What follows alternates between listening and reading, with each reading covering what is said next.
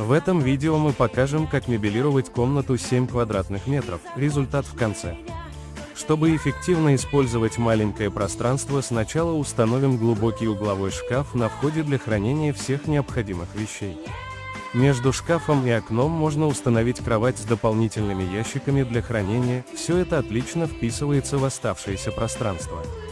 У мягкого изголовья можно сделать небольшую внутреннюю полку, чтобы хранить книги или мелкие вещи. Рядом с кроватью отлично смотрится небольшая, но удобная тумбочка, которая является частью встроенного рабочего стола. Такой вариант размещения мебели отлично подойдет для вашего ребенка.